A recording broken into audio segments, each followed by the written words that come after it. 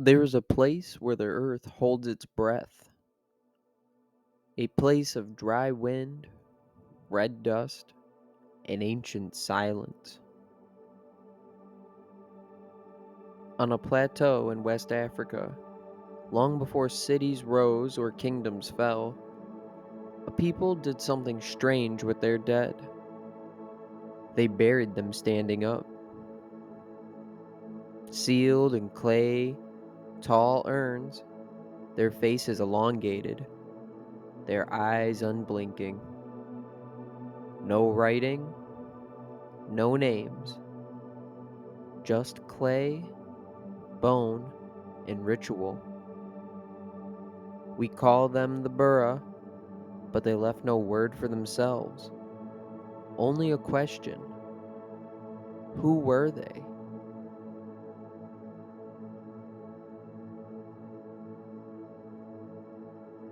The Bura Acinda system is the name archaeologists give to a scattered web of burial grounds and material cultures spread across the Dalal Basso Valley in present-day Niger and northern Nigeria.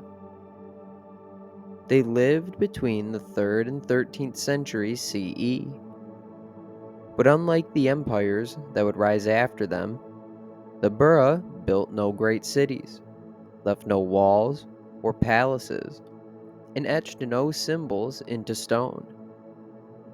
What they left was stranger and more enduring. Their legacy lies underground, beneath low earthen mounds, often unmarked, lie the remains of individuals placed with care inside towering terracotta jars. Around them, iron spears, metal ornaments, and the bones of animals, most often horses.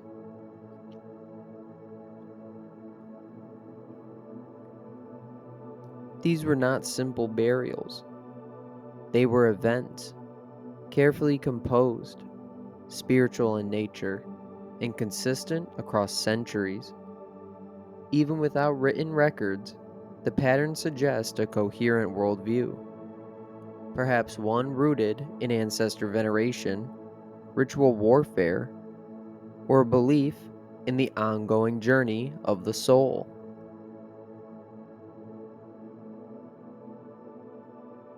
The most haunting and iconic artifacts left behind are the Bura terracotta urns. Each one was hand sculpted from local clay, then fired in open kilns. Some stand nearly as tall as a person.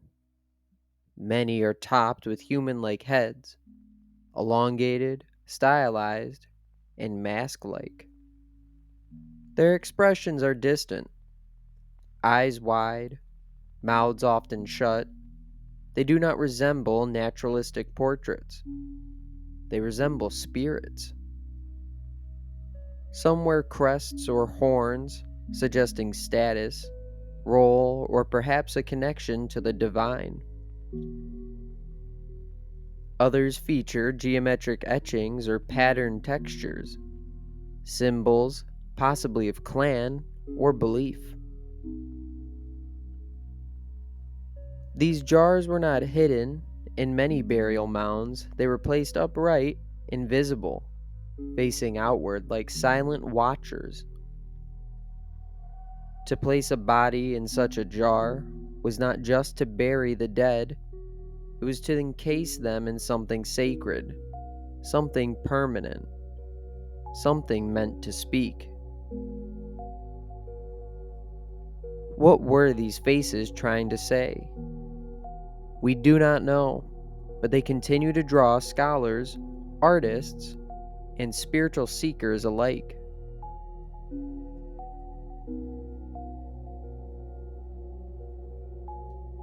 Surrounding these urns are clues to the rituals that shaped them. The burial mounds, some solitary, some grouped, often contain multiple urns, suggesting familial or communal links. Around the base, archaeologists have found the remains of animals, horses especially, laid beside the dead or even burned in sacrifice. There are signs of ceremony: iron blades, bronze jewelry, small figurines shaped like animals or humans, offerings perhaps, or tools meant to travel with the soul. One of the most unusual features is the vertical position of the urns and the bodies inside them. To be buried standing up is rare across human history. Where it appears, it often carries meaning, readiness, power, connection to the heavens. The Bura, it seems, buried their dead not to hide them, but to position them, as if death was not a closing, but an elevation.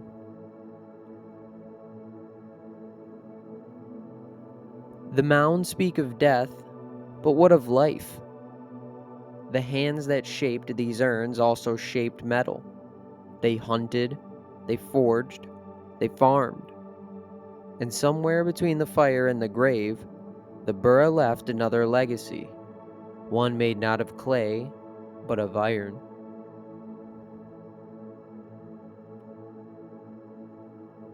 Iron does not lie. It rusts, it breaks, but before that, it survives. Among the burial sites and settlement traces left by the Bura, archaeologists found more than clay and bones. They found furnaces, slag, charcoal, the marks of fire not used for warmth, but for transformation. They were iron workers. They mined iron ore from the surrounding hills and smelted it in open pit furnaces. Using charcoal and stone tools, they shaped the metal into spearheads, blades, bracelets, and arrow tips. These items were placed alongside the dead, not just as status symbols, but as spiritual tools. The presence of weapons in burial mounds, especially alongside horse remains, suggests a society that valued martial skill, perhaps a warrior class, perhaps a ritual role for fighters in the afterlife. But this was not war for conquest. There are no Bura fortresses, no siege weapons, no art of violence. Their iron seems to have been for the soul as much as the soil. The quality of Bura metalwork suggests more than survival. It suggests connection. Some tools appear deliberately stylized: spiral motifs, geometric inlays, details that echo patterns found in other parts of West Africa. Could the Bura have traded their iron, their terracottas? Were there caravans that carried these ghost-faced urns across the Sahel? While no formal trade records exist, the Dalal Basso Valley sat near key routes that would later link empires like Mali and Songhai to the Mediterranean and the Middle East. Horses, often buried with the Bura dead, may have come through these routes, and iron, being precious and transportable, was likely exchanged far beyond their territory. The Bura may have been isolated in geography, but not in influence. To understand them, we must look not only at what they made, but who surrounded them. To the south, the Nak culture had vanished centuries earlier, but it left behind its own terracotta tradition. Expressive, human, round-eyed sculptures with refined features. To the west, the rise of the Yoruba kingdoms brought bronze casting to its height, seen in the realistic, almost photographic heads of Ife. To the north and east, Hausa city-states would rise with strong metal trades and Islamic scholarship. The Bura stand at a crossroads.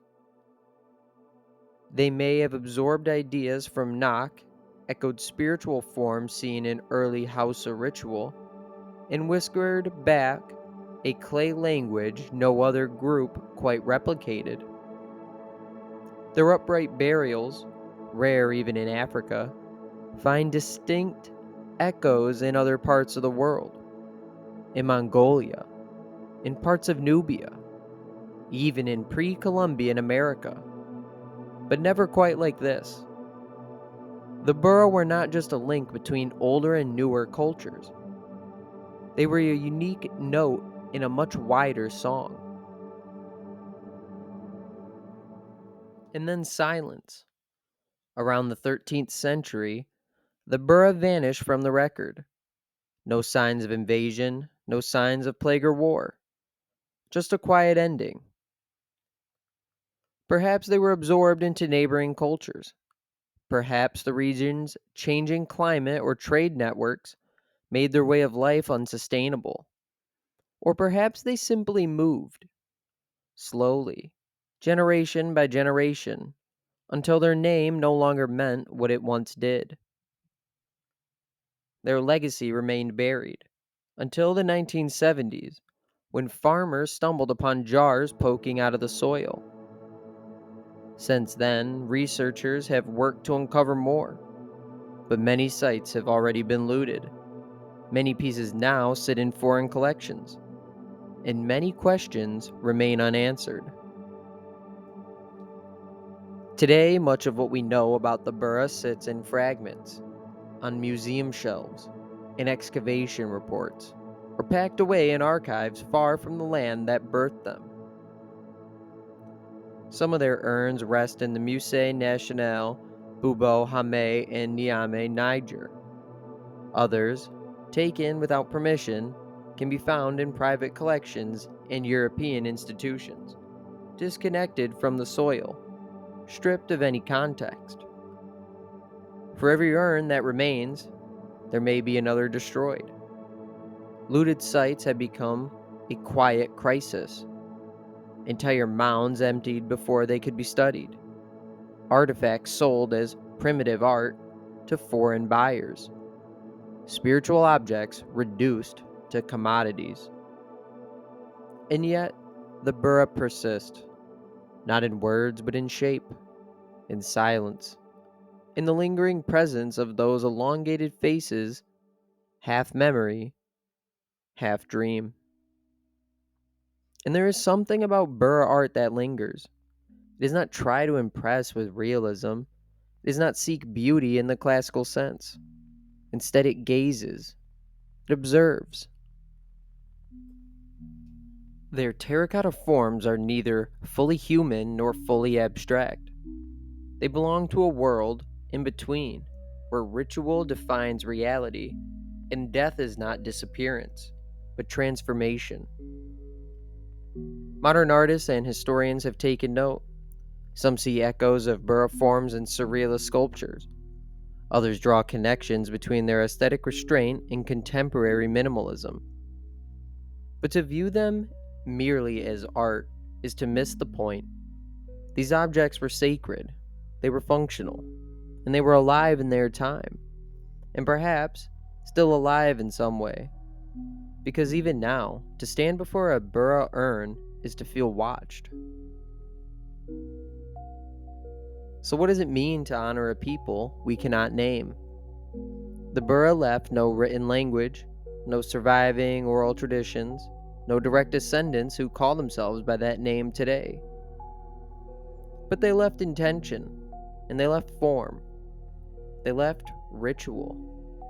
In a world that often measures importance by conquest or complexity, the Bura remind us of something quieter, that the sacred can be shaped by hand, that mystery is not a failure of history, but part of its richness.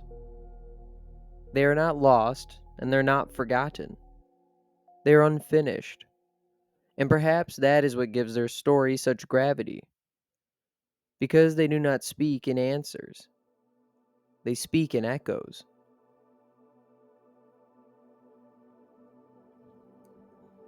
Somewhere in Niger, the wind still moves across the plateau. It lifts dust into the air, across mounds both known and unknown. Some hold the dead, and yet some hold nothing. But all of them hold memory. The Bura did not build empires, but they built vessels for the soul.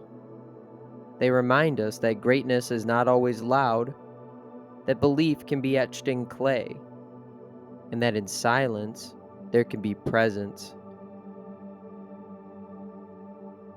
The Bura are not a mystery to be solved. They're a mystery to be remembered. Thanks for going on this journey with me today, guys, and I look forward to seeing you in the next video. Peace.